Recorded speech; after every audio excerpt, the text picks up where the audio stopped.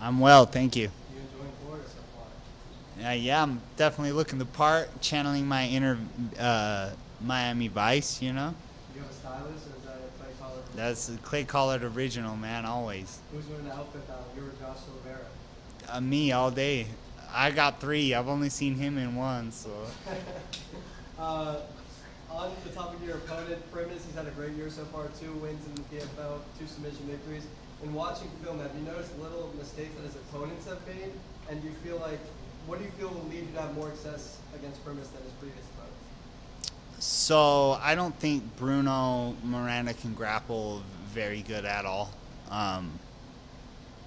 And then I think Renfro got really tired. So those are two things. I think I'm a better grappler than Bruno Miranda, and I don't plan on getting tired. So. You had a great finish of Patricky Pitbull in Las Vegas. I think that was in April. You suffered defeat your last time out. What do you feel went wrong for you that night in Utah? And were there any takeaways that you're bringing with you into this one? Yeah, I mean, the home state, I was trying to put on a show, keep it on the feet and throw down, and I think I got a little lax on my takedown defense. I let him take me down, and he just held on for dear life at that point. He wasn't trying to ground and pound me. He wasn't really looking for submissions. He had a handcuff and was just hanging on. So I just think I need to be more aware of wrestling and not get so caught up in a striking battle. So when you lose that fight but you make the playoffs, what are the emotions like that night and that following week? Man, we're just happy we did enough to move on and get to this point. And then it was right back to work. So. Last thing, I know you're fully focused on this fight ahead, but I had to mention that your fight with Shane Burgos is nominated for Fight of the Year at the World MMA Awards. What does that mean to you, and do you think that we'll ever see that fight again? Please say yes. I'm willing to fight anybody, anywhere, anytime. So if Burgos wants to throw down again, let's get it. I'm in it with Max Holloway and Gaethje. I think that should be knockout of the year, not fight of the year, because I felt like Max just beat him up the whole time and then knocked him out. So, me and Burgos went back and forth, and a lot of people don't know I broke my hand in the second round, so I finished the fight one-handed. So. I just think that just adds a little bit to the give it to me, But I'm just happy to be nominated. I know you just fought in Utah, but when you fought Shane Burgos, that was in his home state of New York, somewhere that he was undefeated. I think he was 5 or 6-0 in New York. Would you like, if there was a rematch down the line, maybe 2025, maybe you guys do it in your home state next time? Let's get it, man. Salt Lake City is a pleasure to fight at, always for myself. So. Thank you, man. Good luck. Hi, Clay. Hello. So I have some questions. You are known for a fast and furious fighter. You've got fists and fury, right? And you're going into the ring with BJJ, black belts. How much time do you take in training for takedown defense? So this whole camp, since the last fight, I think I put on a pair of gloves once. So the whole camp's been structured around getting away, stopping the takedown, getting up if I do get down. So I feel confident, and it was an entire camp of grappling. So. Okay. And speaking of takedown and training, how much do you study your opponent? How long do you study your opponent, see what the technique is, and try to train against that? So I let my coaches do that. I'll watch a couple fights, and then I have 100% full faith in my coaches and in them teaching me and showing me what to do and when to do it. So I just trust them and just go through the process. Super. So speaking of training again, you train out of a smaller town, but look where you are right now. Do you feel like that's been an advantage, training where you're training, or do you feel like you gained better knowledge if you were in maybe a bigger Las Vegas? So I've trained in Vegas, and I lived there for about a year and trained there for about a year, and it was just like a lot of just fighting. I think I'm past that point. I know how to fight. My coaches and the whole camp is structured around me, and my training partners are there for me, and everything is it's the Cassius Clay channel in my gym, so I definitely think that adds to my ability. I have one last question. How do you get your game face on fight night? Oh man, I was born for this shit, so it's like about halfway through warm-ups, a switch just flips, and I'm ready to rock. Great. Thank you so much, and best of luck. Thank you. Obviously, you mentioned the fight of the year nominee. Do you train? How different what is the training for this fight compared to that? I mean, Burgos is primarily a striker, so that's right up my alley, This fight, like I said earlier, I've only put on a pair of gloves once or twice this whole camp. Other than that, it's been getting ready to fend off takedowns and get up off the ground and keep the fight where I'm good, which is on the feet. Now, can you explain to us a little bit of your nickname, Cassius Clay, how that started? Yeah, so a lot of people think the name is based off of Muhammad Ali, but I actually base it off a guy named Cassius Marcellus Clay. I'm not going to give the whole spill about him. You can go Google him, read about him. Dude's a savage. And early in my career, I was known as Clay Blackout because I knocked the first guy I fought out in like 12 seconds. And I got with a promotion called Showdown Fights, and the promoter hated my nickname, so I told him there's only one other name I'll have, and that's Cassius, and it just kind of stuck. Now, I know fighters don't like to think ahead, but if you were to win and advance in the final, how would you celebrate? Ooh, man, I guess I'd have a Bud Light because they sponsored me. So I'm going to sit in the Bud Light lounge. I'm going to drink a Bud Light, and then I'm going to celebrate by spending time with my family and getting back to work because we got $1 million to win. What's the final message for fans? Like, what can they expect come Friday night? Oh, man, I'm going to be boring, and I'm going to try to win. I pride myself on being that exciting fight, and I've just gotten to the point in my career where, like, I've put on enough shows. It's about winning and getting that belt, and so I'm sorry if I'm a little boring. Primus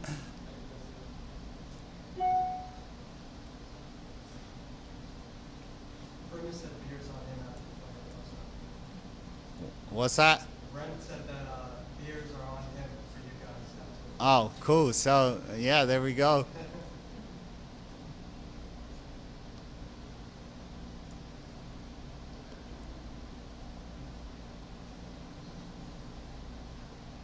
All right, we're gonna go to Zoom. Anik, you're up.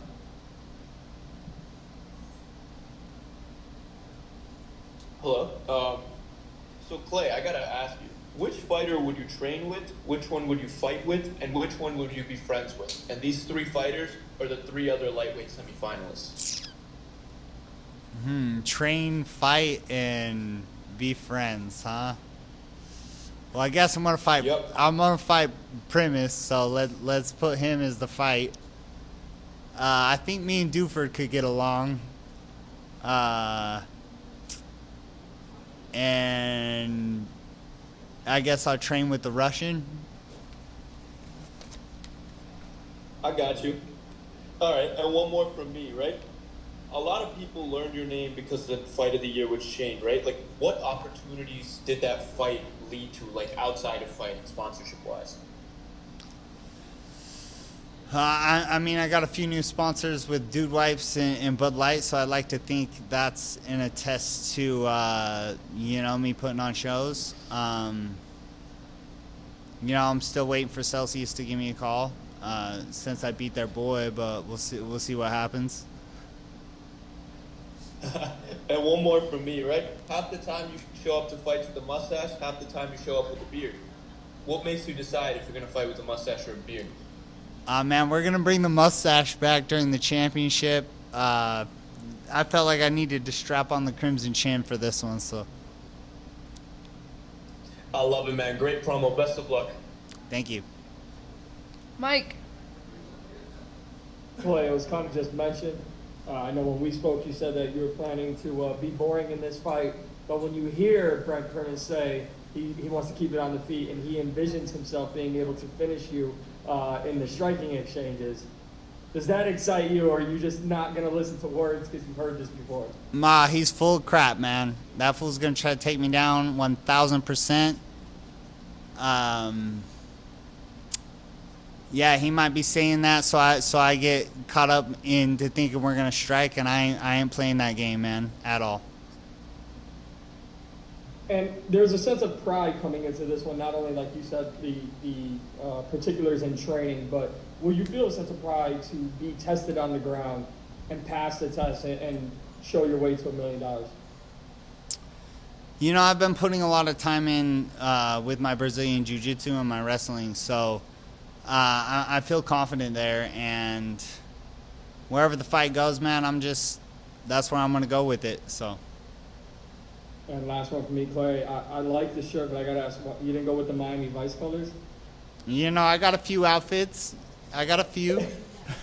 That's I had the flamingos yesterday. It was awesome, so. I appreciate it. Thanks, Clay. Amanat. Hi, Managers Combat Talks UK. Clay, you fought obviously in both boxing and MMA. What training camps do you prefer, boxing or MMA? Mixed martial arts is my passion. I love striking. I love boxing, but you know, I started wrestling first, so wrestling has a special place, you know, deep in my heart and deep in my soul. So, yeah, I feel like I've improved a lot and made a lot of jumps and bounds this camp with my grappling, and I'm excited to showcase that. So, yeah, if I had to pick or choose, I'm gonna say mixed martial arts all day. And since 2021, you've been fighting consistently in MMA a lot. So how's that been for you? And do you like fighting more often, or do you like to have a little break in between normally? Man, it's been a busy few years for sure. I like fighting a lot. I'm very passionate about fighting. It's something I love to do. So, you know, we've battled through injuries, through seasons. We've battled through a lot, but yeah, I like fighting a lot, and I hope I can do it, you know, safely for as long as I can. Snappy, good luck in the fight. Joe. Like, I know you mentioned, or you've been asked about the Fight of the Year contender already, but is that something that you look for and think that's exciting, or would you rather those kind of clinical shutout performances? What do you prefer? Because obviously with the Fight of the Year contenders, you get everything that comes with it, the fight, the buzz as well. What would you rather? Man, I just like putting on shows. I think I've been nominated a few times, so it'd be cool to win one. But, you know, any given day, a Cassius Clay Collar fight could be Fight of the Year, so. And how much would that mean to you? Know, you said you're not sure if it gets it, but that's quite an achievement to have on the mantelpiece, right? Yeah, I mean, it just, in my opinion, I'm one of the most exciting guys in the world. And so to get voted Fight of the Year, that just kind of like solidifies that in my mind, and I think in everybody else's, that yes, I am one of the most exciting fighters there is, so. And what's your favourite fight of all time, just out of interest? One of my fights, I fought a guy named Justin Buckles twice. The second fight was a 5-round war, and I think that is definitely one of my favorite fights still to this day. So. Thanks, my friend. All right, Carlito, last question. Yes, how are you doing today, Clay? I'm very well, thank you. That's good, bro. That's good. So being out there in Hollywood Park, Florida, what can we expect Friday night under the stars? Man, we're gonna throw down, me and Primus. I definitely got a challenge ahead of me. I was hoping to meet him in the finals, but we got him first round of the we got him first round. So yeah, I'm ready to rise to the occasion for sure.